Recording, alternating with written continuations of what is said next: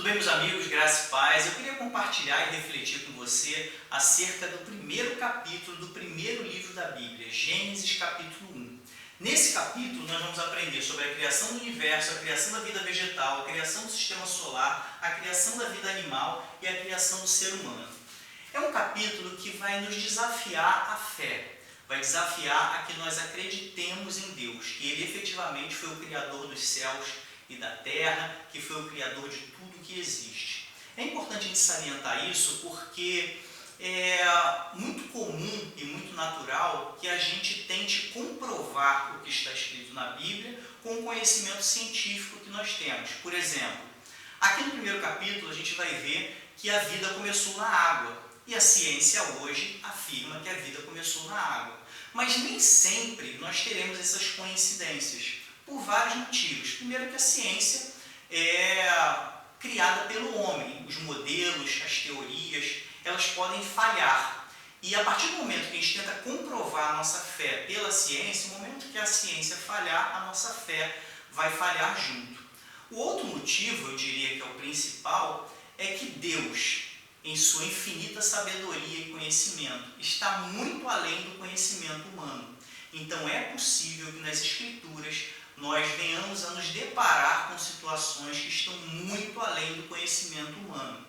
Então, para começar esses estudos, nós temos que ter no nosso coração a nossa mente aberta para absorver conhecimentos que estão além do conhecimento científico, o conhecimento secular que nós estamos acostumados nos nossos bancos acadêmicos e bancos escolares.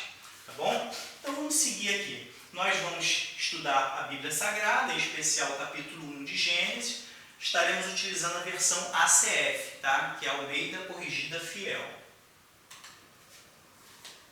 Capítulo 1 de Gênesis, nós começamos com a criação do universo. No princípio criou Deus os céus e a terra. Já começa com a afirmação, como a gente falou anteriormente, é um desafio à fé, de que nós acreditemos que efetivamente Deus criou o universo, e nós temos aqui alguns pontos interessantes a abordar. Essa expressão aqui que nós traduzimos para no princípio, ela originalmente é uma palavra única no hebraico, que é Bereshit, que significa no princípio, no início. Tá? Originalmente, esse livro não se chamava Gênesis, ele se chamava Bereshit, porque antigamente o pessoal nomeava os livros a partir da primeira palavra. Então, nós temos duas palavras aqui, mas no hebraico é uma palavra única que significa no princípio, e originalmente era o nome desse livro. Depois a gente tem a palavra criou, né? No princípio criou.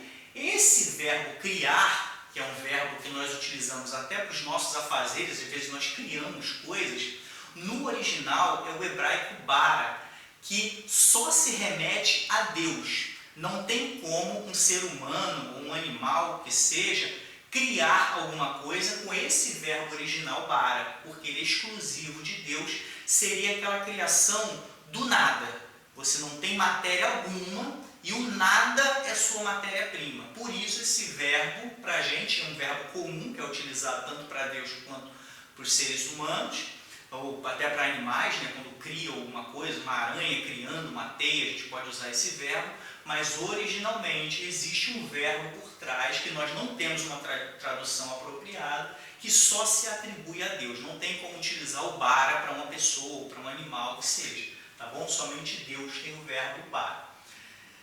No princípio criou Deus os céus e a terra. Aqui está a questão da nossa fé, de que efetivamente esse Deus, criador do universo, criou os céus e a terra. Aqui a gente vê a geração da matéria, né? Logo aqui a gente vê a criação do tempo. Nós temos que lembrar o seguinte, esse no princípio, quando fala princípio, a gente estaria inaugurando o tempo.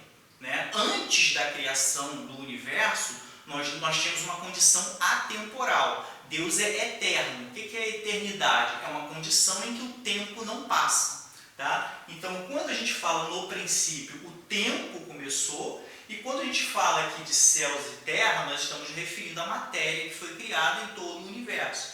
Então, a gente teve aqui no livro de Gênesis a criação do tempo e do espaço. A condição espaço-temporal, que anteriormente a esse momento não existia.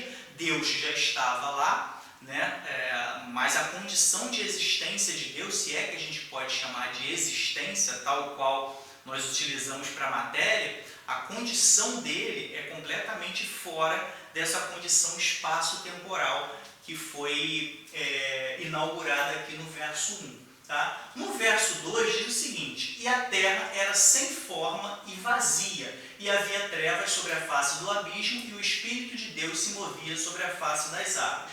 Nós temos aqui que a terra era sem forma e vazia, ou informe.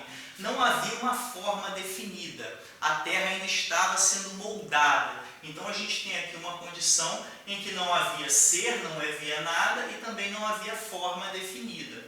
E havia trevas sobre a face do abismo. Aqui a gente pode remeter, por exemplo, para a vastidão desse universo ainda sem matéria, ainda em construção. E esse versículo aqui mostra para a gente uma espécie de caos que estava sendo ordenado por Deus, tomando ordem, tomando forma. Tá? E o Espírito de Deus se movia sobre a face das águas. Eu diria que esse trecho aqui do verso 2 é um dos trechos da Bíblia mais intrigantes, vamos usar essa expressão. Por quê? Aqui a gente já tem a aparição do Espírito Santo de Deus, e ele se movia ou pairava, dependendo da expressão, e o trecho que nós traduzimos para movia ou pairava, né, ou flutuava sobre a face das águas, nós temos um verbo no hebraico que um dos significados dele é chocar, igual uma ave choca o seu ninho. É como se o Espírito de Deus estivesse sobre essa face. Daqui a pouquinho nós vamos falar sobre essas águas aqui, que é a parte mais intrigante do texto. Mas é como se o Espírito de Deus estivesse chocando, preparando a terra, preparando o universo para que ele possa eclodir, como o nascimento de uma ave, por exemplo, que está sendo chocada. Tá? Então a gente tem um texto aqui por trás desse se movia ou pairava, que tem essa conotação, tem esse sentido, né, de chocar. E ele se movia ou chocava sobre a face das águas. Essas águas aqui que nos deixa muito perplexos se nós pensarmos na dimensão dessas águas.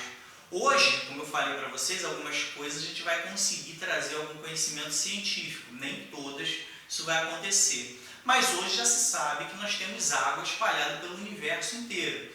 Mas nós temos a percepção de somente a água que está aqui na Terra, né? Dos mares, dos rios, dos lençóis freáticos, mas nós temos água por todo o universo.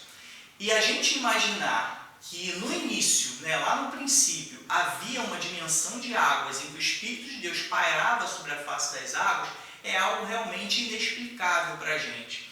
Parte desse momento, o desejo somente de acreditar que realmente havia uma vastidão de águas e o Espírito de Deus estava lá, como que chocando esse universo. Tá bom? A gente vai falar um pouquinho mais dessa água quando chegar na parte do firmamento, que separa águas e águas. A gente vai ver o quanto é misterioso essa questão de águas. Tá? No verso 3, e disse Deus, haja luz e houve luz. No verso 3, eu gosto sempre de fazer menção a Jesus Cristo. Por quê? Aqui a gente vê uma verbalização, vou colocar aqui entre aspas, uma verbalização de Deus, ele dizendo algo e esse algo acontecendo. A questão toda aqui é que quando a gente avança na Bíblia, se Deus permitir, nós chegaremos lá no Novo Testamento para falar sobre isso, o texto vai falar que o Verbo se fez carne, ou seja, a palavra se materializou em Jesus Cristo. Nós vamos ver, por exemplo, que no princípio era o Verbo, e o Verbo estava com Deus, e o Verbo era Deus. Tudo isso relacionado a uma palavrinha grega chamada logos, que nós traduzimos para verbo ou palavra. Essa palavra está sendo usada aqui. Deus disse, então ele falou. Só que, quando a gente pega o significado da palavra logos, nós percebemos que logos tem muito mais significado do que meramente palavra, meramente uma fala, uma expressão de uma comunicação.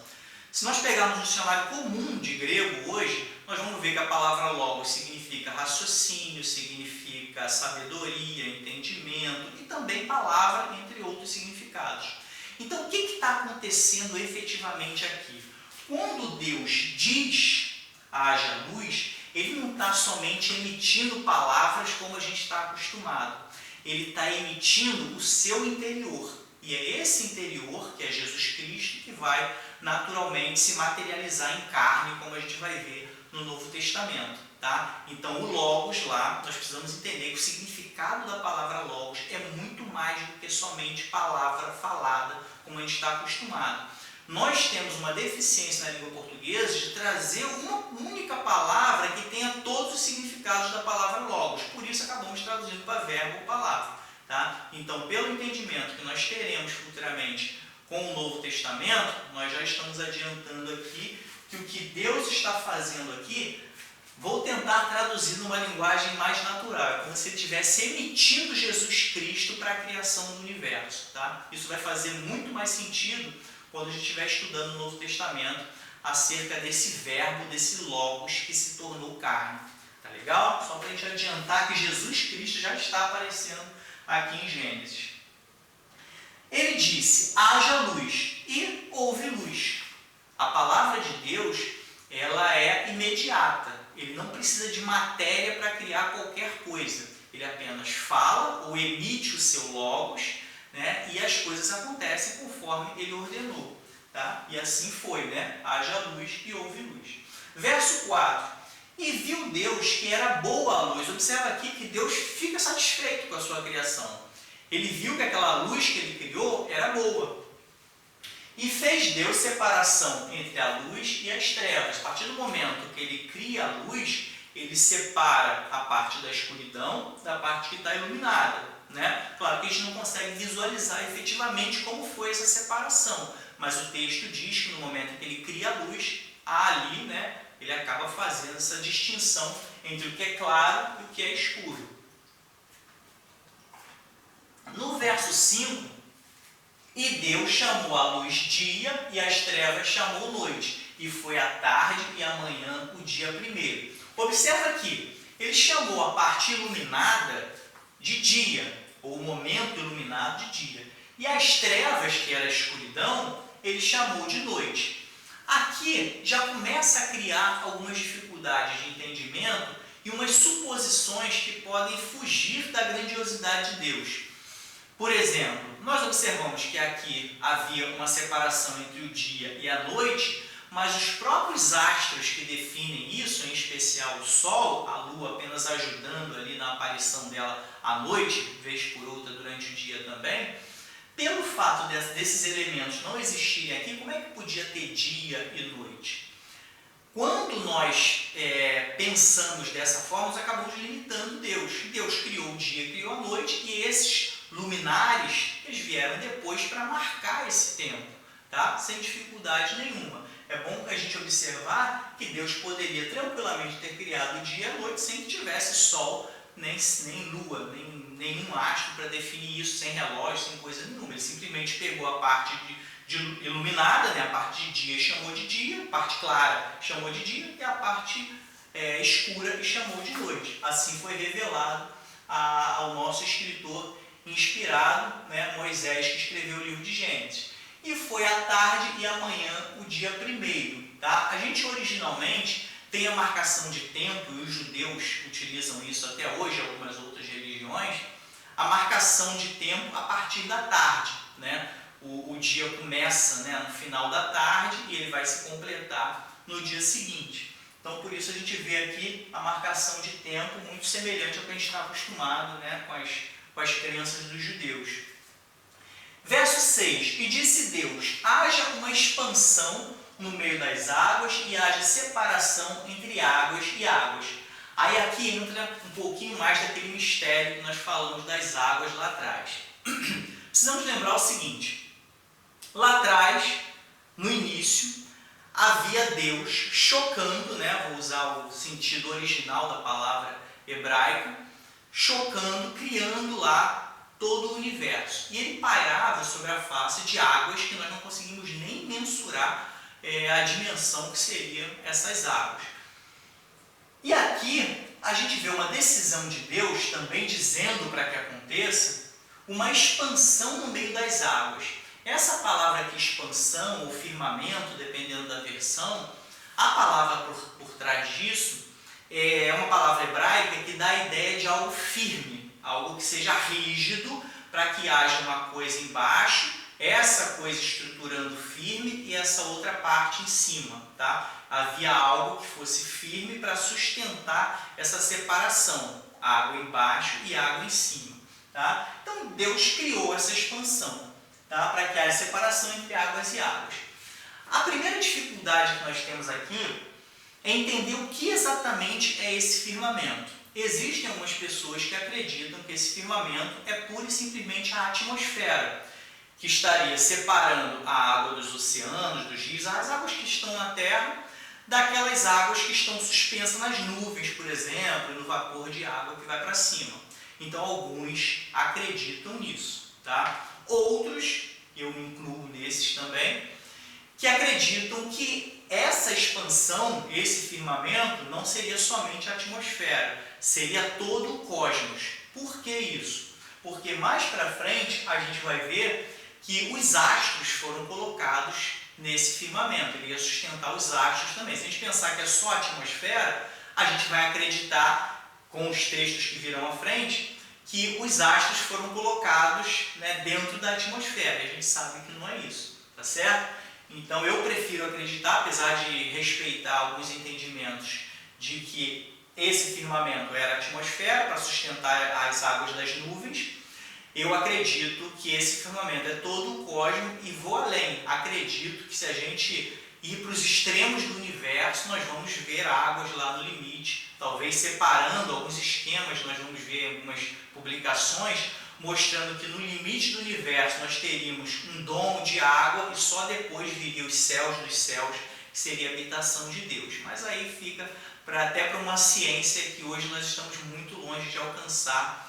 e entender ainda, tá certo? Mas aqui Deus cria esse firmamento, tá? No meio dessas águas, para separar as águas de baixo das águas de cima, e fez Deus essa expansão, ou firmamento, e fez separação entre as águas que estavam debaixo da expansão e as águas que estavam sobre a expansão. E assim foi. Então, nesse momento, ele separa a algo em volta da terra, que separa a água que está na terra de uma água que está acima, tá? E chamou Deus a expansão céus, tá? Céus. Aqui, essa palavra céus acaba reforçando. Pode ser a atmosfera, pode ser todo o cosmos. E foi a tarde e amanhã, o dia segundo, a repetição dessa sequência de tarde, né, e amanhã. E disse Deus: ajuntem-se as águas debaixo dos céus, né, que é o firmamento aqui, ó, expansão, chamada céus. Ajuntem-se as águas debaixo do céu num lugar. Então ele vai e coloca as águas num só lugar ali na terra. E apareça a porção seca. Observe que a porção seca aqui está no singular. Isso também bate com o que a ciência afirma, a questão da existência da Pangeia, né? Quando a gente estuda geografia, a gente vê que os continentes um dia foram uma única porção de terra que, por movimentos tectônicos, né, foram se separando e criaram os continentes que nós conhecemos hoje. Mas originalmente era um único continente. E aqui no texto, né, com certeza revelado ao nosso escritor inspirado, a gente vê uma realidade que o conhecimento que ele tinha na época não poderia descrever dessa forma. Tá? E aparece a porção seca, e assim foi.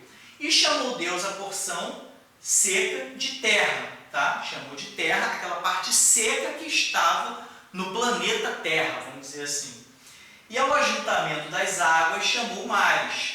Tá? Obviamente, quando fala mares, está se referindo a todos os oceanos, que na época era uma coisa só, e está no plural aqui mares, apesar de ser uma única porção, por conta da multiplicidade de águas que tem ali. Tá certo? É igual céus aqui, também fica no plural, porque a gente vê uma infinidade daquela mesma coisa, né? Então, a questão da multiplicidade, da dimensão colossal que a gente tem, chama os céus, os mares, mesmo que tenha um único mar ali, mesmo que olhando para cima só tenha um único céu. Tá certo? E viu Deus que era bom. Observa que, mais uma vez, Deus ficou satisfeito. E a gente segue agora para a criação da vida vegetal. E disse Deus: produz a terra erva verde, erva que dê semente, árvore frutífera que dê fruto, segundo a sua espécie, cuja semente está nela, sobre a terra, e assim foi. Algumas observações aqui. Deus poderia, se quisesse, ter criado primeiro o homem, mas preferiu criar os mantimentos primeiro. Poderia ter criado os animais primeiro, mas preferiu criar primeiro o mantimento, para quando criasse esses seres, animais, o próprio homem, houvesse ali com que ele se alimentasse. Até porque Deus cria os seres, de um modo geral, para que eles deem continuidade à sua espécie. Observa que ele produz a erva, a árvore, segundo a sua espécie, cuja semente está nela. Ou seja, Deus já pensou na multiplicação desses seres vivos que ele está criando. Deus não criou a vegetação para ele toda hora ficar plantando uma árvore. A própria árvore vai dar continuidade à sua existência, assim como os animais também, nas suas relações ali, gerando outros animais. E assim foi. Mais uma vez, Deus disse, produza a terra, e aquilo ali aconteceu conforme ele havia dito. E a terra produziu erva dando semente conforme a sua espécie, e a árvore frutífera cuja semente está nela conforme a sua espécie. E viu Deus que era bom. Mais uma vez, Deus ficando satisfeito com a sua própria criação. E foi a tarde e amanhã o dia terceiro. Então, nesse momento, a gente tem ali a criação da flora, de toda a vida vegetal da Terra nesses versículos. Então a gente começa aqui agora com a criação do sistema solar. Observa, já falamos lá anteriormente, o dia e a noite já estavam estabelecidos. O que fosse claro era dia, o que fosse escuro era noite. Agora Deus vai criar elementos para marcar o que é dia, o que é noite, marcar passagem de tempos, dias, meses, anos, a partir dos elementos que vão ser criados nesse momento. E disse Deus, haja luminares, elementos que produzam luz, na expansão dos céus.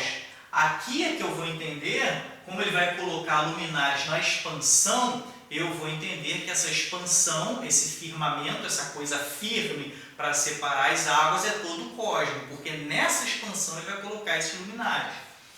Para haver separação entre o dia e a noite. Olha a finalidade desses luminares.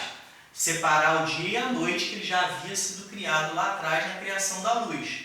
E sejam eles para sinais e para tempos determinados e para dias e anos. Seriam os elementos que vão marcar ali a passagem do tempo.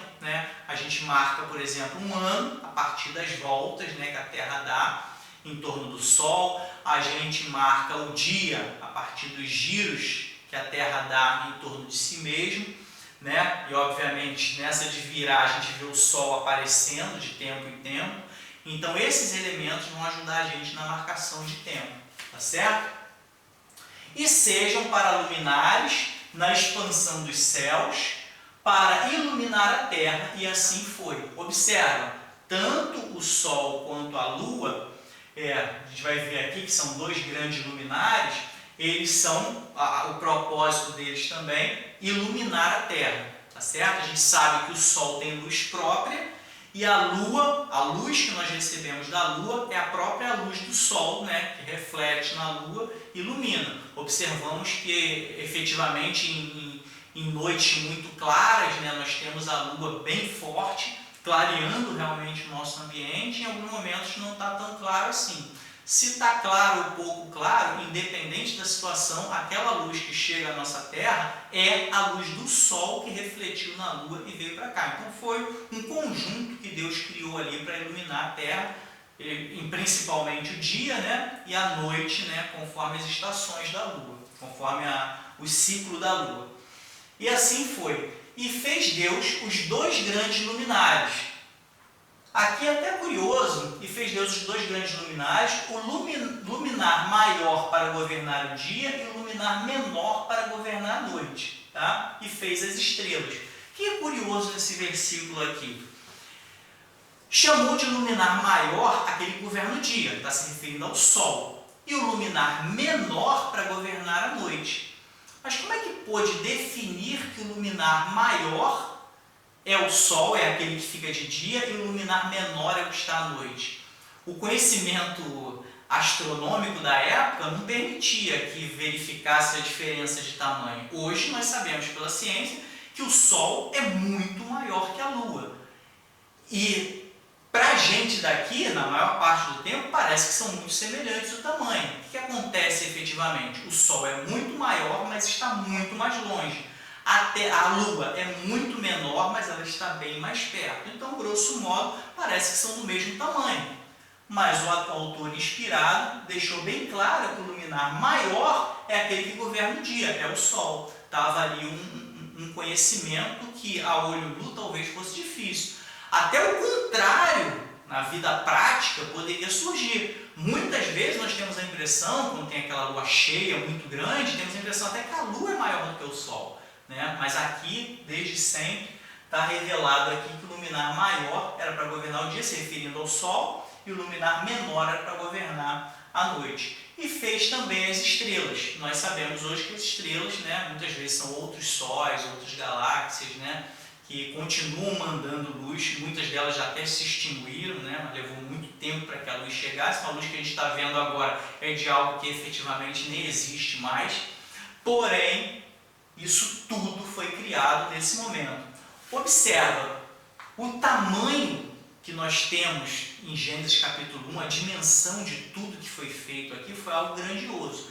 Tanto que, abrindo um parênteses aqui, algumas pessoas acreditam que esses dias não eram de 24 horas, né? Até porque só agora que foi feito o Sol, a Lua, né? Alguns acreditam que e foi amanhã e à tarde, o dia primeiro, à tarde e amanhã o dia primeiro, à tarde e amanhã o dia segundo, isso passaram-se eras, né? Alguns acreditam dessa forma. Particularmente, em se tratando de Deus, que pode qualquer coisa, eu até aceito essa explicação de que a criação possa ter feito em períodos muito grandes, que foram chamados de dias, mas era algo muito maior, mas eu não duvido também que tenham sido dias de 24 horas e a gente teve a marcação do tempo depois. Deus falou, não, agora eu vou marcar essas 24 horas, que não são 24 horas exatas, né? Mas são 24 horas, são 20, o ano inteiro ele tem 365 dias e 6 horas, né? Então cada dia ali tem um pouquinho a mais do que 24 horas. O que acontece? A gente precisa entender que nós não podemos limitar Deus ao nosso entendimento. Então existem duas vertentes aqui. Uma, é possível que esses dias não tenham 24 horas. Sim, poderiam ser períodos gigantescos que Deus chamou de dia. Esse aqui foi um dia, esse aqui foi outro, esse aqui foi outro, que eram períodos muito longos. Mas é possível também, considerando que Deus é o Todo-Poderoso, que tenham sido dias de 24 horas e depois começou a marcação. Também não podemos descartar essa possibilidade. Tá certo? E Deus os pôs na expansão dos céus para iluminar a terra. Observa, até as estrelas foram postas para iluminar a terra. Realmente, elas emitem brilho para cá, não tanto quanto o Sol, por estar mais perto da gente, mas de certa forma eles brilham, né? As estrelas brilham e acabam iluminando um pouco a nossa noite. E para governar o dia e a noite, e para fazer separação entre a luz e as trevas.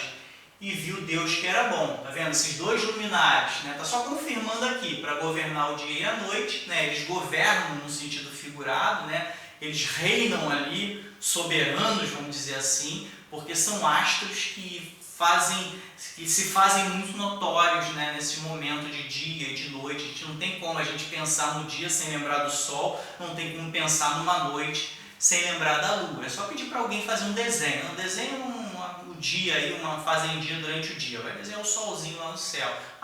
Desenha aí uma piscina à noite. Vai fazer a piscina para representar a noite, vai fazer a Lua. Então esses elementos, eles governam esses períodos, tá? No sentido figurado, obviamente. Eles não têm poder nenhum, como algumas culturas, né, endeusaram o céu, o Sol, Deus Lua, né, várias culturas fizeram isso. Eles não têm poder, não são seres vivos, mas filosoficamente, né, poeticamente, eles governam esses períodos aqui.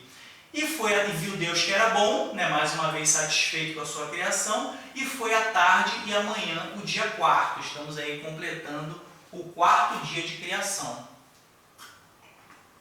Aí nós entramos na criação da vida animal. Observa que interessante aqui, verso 20. E disse Deus, produzam as águas abundantemente répteis de alma vivente e voem as aves sobre a face da expansão dos céus. Aqui é aquele texto que eu cheguei a mencionar no início, que alguns vão associar, né, à biologia, o fato da vida animal ter começado nas águas, né? Isso é aceito pela comunidade científica, que efetivamente deve ter acontecido, conforme relatos e estudos científicos na área da biologia, e a gente vê isso aqui na Bíblia acontecendo também. Então, as águas produziram abundantemente, né? Colocou aqui répteis representando os animais que foram criados nas águas, né? E a gente vai ver ali depois falando das grandes baleias, daqui a pouco a gente chega lá. E voem as aves sobre a face da expansão dos céus. Existem até alguns estudos dizendo que as aves, né, elas originalmente saíram das águas, também alguns estudos relacionando a saída de peixes para o céu, tentando voar, enfim. Mas é aquilo que eu falei, é difícil a gente tentar o tempo todo ficar comprovando. É melhor a gente acreditar na criação de Deus, que logo depois da criação dos seres na água, ele vai e cria os seres voando, do que a gente o tempo todo tentar acreditar a ciência, a nossa fé. Porque a hora que a ciência falhar, a nossa fé vai falhar junto, tá bom? E Deus criou as grandes baleias, né, ainda falando da criação das águas, e todo réptil de alma vivente que as águas abundantemente produziram conforme as suas espécies, e toda ave de asas conforme a sua espécie. E viu Deus que era bom. Então aqui, né, essa palavra aqui, abundantemente, remete a gente a uma criação grandiosa de inúmeros seres, várias espécies, e esse momento foi muito importante em toda a criação, porque já começa criando uma quantidade muito grande. Aí volta aquilo que nós falamos. Apesar de Deus ter criado muitas espécies, Ele permitiu e criou um mecanismo para que essas espécies se multipliquem. Não fiquem ali o tempo todo sendo criadas por Deus, toda hora Deus moldando ali, fazendo os mecanismos, falando para que exista. Não, Ele cria e deixa que esses animais se multipliquem. Tá? E Deus os abençoou, olha só, Deus os abençoou, né? Bendisse a eles, dizendo, frutificai e multiplicai-vos, e enchei as águas nos mares e as aves se multipliquem na terra. Aquilo que a gente acabou de dizer, né? Deus dá um mecanismo para que eles se multipliquem e continuem a crescer em números e se espalhem por toda a terra, né? E as aves, né, se multipliquem na terra. O mecanismo de criação das aves, né, gerando ovos, né, não dá para se multiplicar na água, então vai para a terra e procria ali, tá certo? Então isso aqui também está registrado. E foi à tarde e amanhã o dia 5º. E disse Deus, produz a terra alma vivente. Agora ele passou para a terra, né? Já tinha feito nas águas, nos céus, agora ele vem relatando a terra. E disse Deus, produz a terra alma vivente conforme a sua espécie, gado, répteis, feras da terra, né, que são os animais selvagens, conforme a sua espécie. E assim foi. Então aqui, alguns vão associar essa questão dos répteis na terra e também os répteis nos mares com os dinossauros, né? Aí a gente precisa, né, a questão de muitos que creem dessa maneira, quando separam os dias em milhões de anos, em períodos muito longos, cada dia foi um período muito grande, esses que acreditam dessa forma, acreditam que um simples versículo desse, um grupo de versículos desse, sobre a criação dos animais, teriam passado eras e eras, e esses répteis aqui, como os répteis das águas, seriam os grandes dinossauros que nós tivemos, e temos evidência da existência deles também, tá certo? Conforme a sua espécie, e assim foi. E fez Deus as feras da terra, né, que seriam relativas aos animais selvagens, conforme a sua espécie, e o gado, né, os animais domésticos, de um modo geral, conforme a sua espécie, e todo réptil da terra, associado, né, para aqueles que creem que isso foram milhões de anos, que isso daqui se refere aos dinossauros. Tá? Existem até alguns estudos também muito interessantes relacionando os dinossauros a períodos mais próximos da gente. tá? Mas a gente não vai entrar nessa discussão, né? Aquilo que a Bíblia não afirma categoricamente vale a nossa imaginação, os nossos estudos, nossas associações. Deus permitiu que a gente buscasse conhecimento para isso, mas não tem como afirmar e ter certeza exatamente se esses répteis aqui se referem aos dinossauros ou não, tá certo? E viu Deus que era bom. Mais uma vez, Deus fica satisfeito com essa criação dele. Aí nós entramos na criação do ser humano.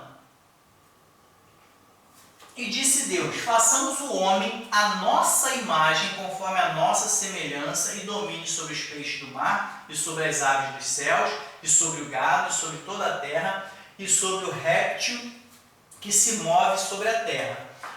Nesse versículo, o que me chama muita atenção, e creio que de muitas pessoas, é Deus está usando o plural. Nossa imagem, façamos, né? Isso aqui conjuga o verbo nós, né? Nós façamos, ou façamos nós, no imperativo, né? Então a gente tem aqui, ó, evidências de um plural na criação do homem, do ser humano.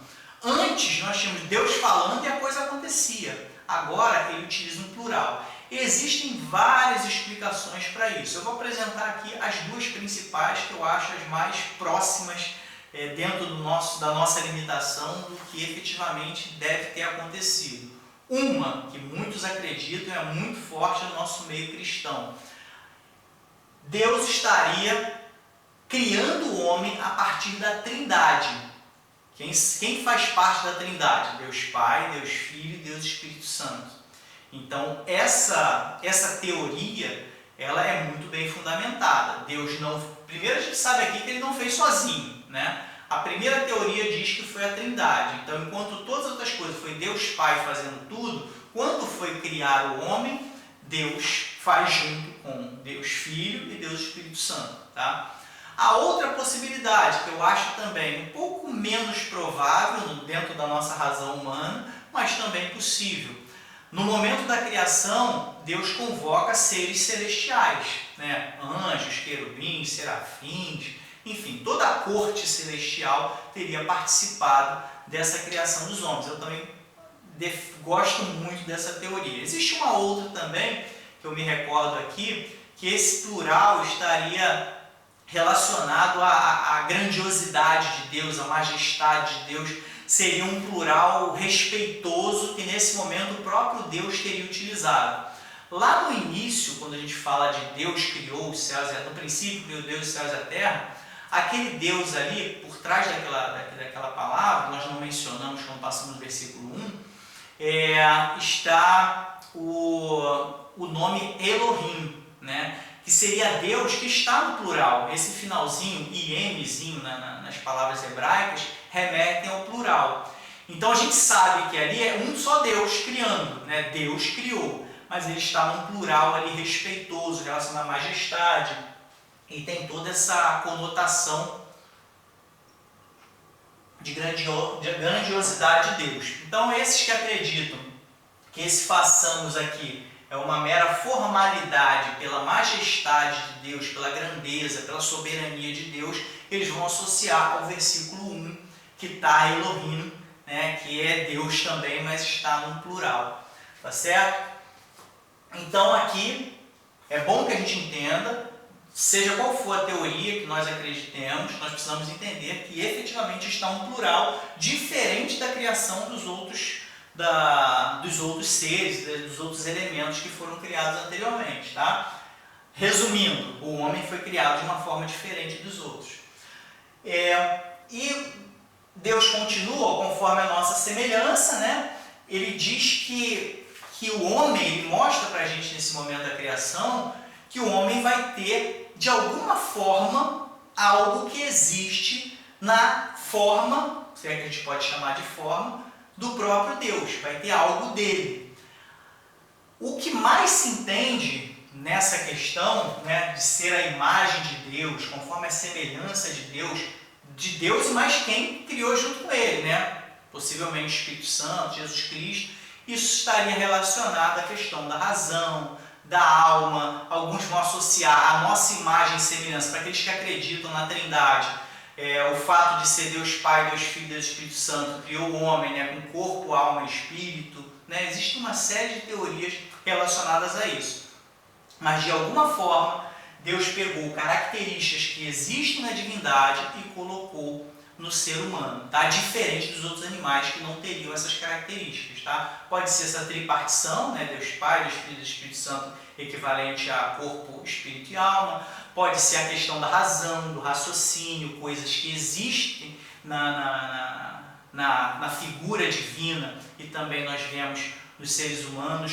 Pode até ser que esteja relacionado à aparência. Por mais que Deus seja imaterial, a gente consegue conceber a possibilidade de Deus ter alguma forma semelhante, com braços, cabeça, né, corpo, né, ainda que seja um ser imaterial. Então pode ser uma série de pensamentos que a gente acaba tentando criar com a nossa limitação, mas a verdade retirada daqui é: o ser humano foi criado de uma forma diferente dos outros animais e dos outros seres, e ele tem evidências da divindade nele. Tá? Nós, seres humanos, temos evidências de semelhança, né, à imagem do nosso Criador. E Deus coloca uma incumbência no ser humano de dominar sobre a criação. Observa o que vem na sequência. Domine, né, que o homem, né, fazer o homem aqui, o homem domine sobre os peixes, domine sobre as aves, domine sobre o gado, domine sobre a terra, domine... Observa aqui que interessante. O homem domine sobre essas coisas, não destrua essas coisas. Nós efetivamente dominamos? Dominamos, mas nós também acabamos destruindo a terra em diversos aspectos. Nós não sabemos cuidar da terra ou não buscamos cuidar da terra como efetivamente deveria. Por isso que a gente tem essa série de problemas acontecendo aí no globo terrestre. Boa parte do que está acontecendo é responsabilidade do homem. Mas desde o início Deus colocou sobre nós a responsabilidade de dominar sobre os animais e sobre a própria terra. Isso é responsabilidade nossa. A gente tem um versículo aqui falando de ecologia, né? Da gente cuidar do planeta, cuidar dos animais, cuidar dos seres, sobre o réptil também, que se move sobre a terra, ou seja, sobre todos os tipos de animais. E criou Deus o homem à sua imagem. Só está reiterando aqui, né, que foi feita a imagem de Deus o criou, homem e mulher os criou. Depois a gente vai voltar nessa questão da criação do homem e mulher, porque o texto bíblico vai voltar para fazer uma explicação mais detalhada. Mas aqui, só mencionando a criação, Deus faz essa separação. Claro, existem dois tipos de seres humanos, tem homem e mulher. Qualquer outra criação é de origem humana e terrena. Qualquer outra ideia que é fora de ser homem e ser mulher não vem da originalidade de Deus. Foi criado homem e mulher. Dessa forma, Deus criou o ser humano. Tá certo? E Deus os abençoou.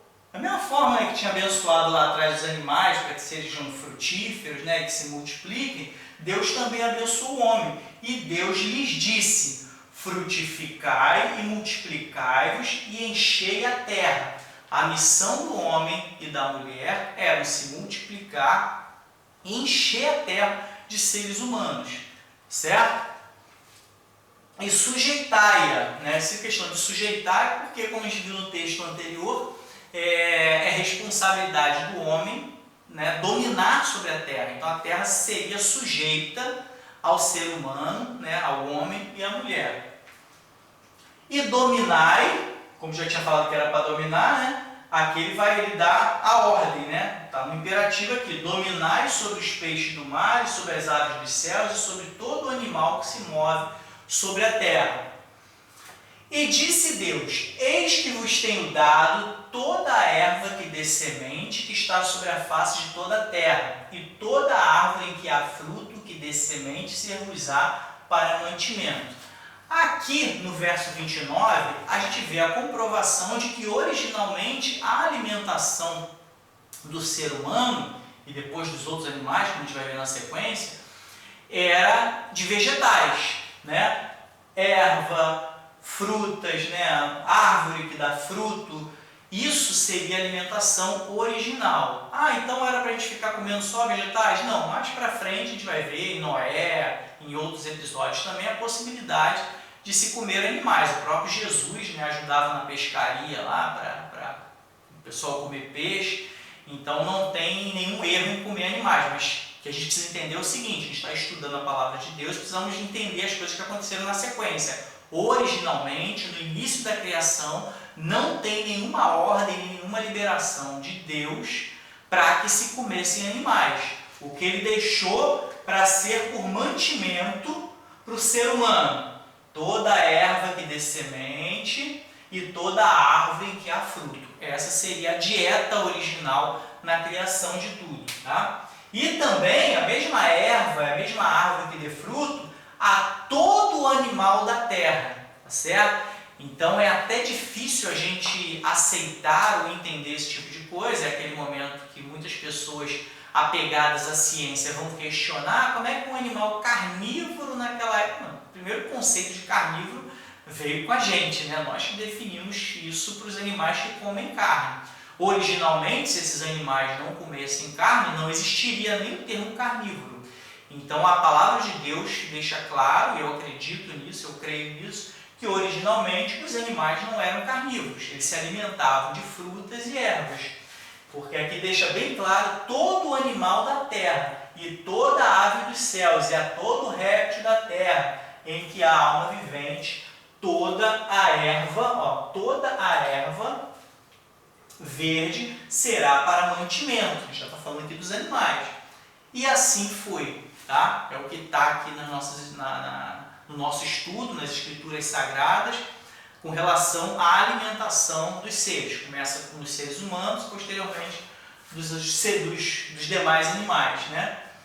E viu Deus tudo quanto tinha feito, e eis que era muito bom. Deus ficou satisfeito com tudo que ele tinha feito, e foi a tarde e amanhã o dia sexto. Então aqui a gente conclui o capítulo 1, tá? Um momento em que, se nós tivermos um estudo aprofundado, isso vai confrontar aquilo que a gente teve de conhecimento, aquilo que nós aprendemos em outras teorias, mas é aquilo que efetivamente está na palavra de Deus, que está nas escrituras sagradas, e a gente tem aqui a verdade sobre a criação do universo, da vida vegetal, do sistema solar, da vida animal e a criação do ser humano, tá? Para quem precisar de alguma referência, tá? Estão aqui as nossas fontes. Em primeiro lugar, o Espírito Santo. Sem ele, nós não podemos fazer nada em termos de conhecimento. É ele que nos orienta, como nós o buscamos com sinceridade. Então, eu considero uma das fontes do nosso estudo como o Espírito Santo, nos revelando, nos mostrando aquilo que precisamos entender.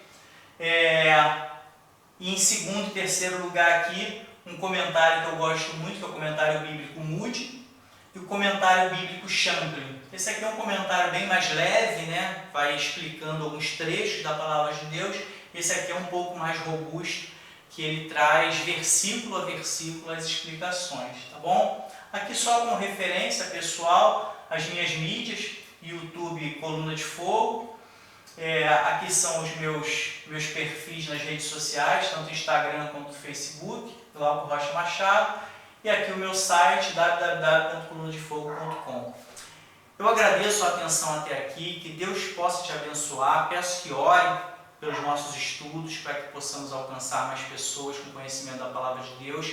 E eu espero você no nosso próximo vídeo. Forte abraço, que Deus nos abençoe.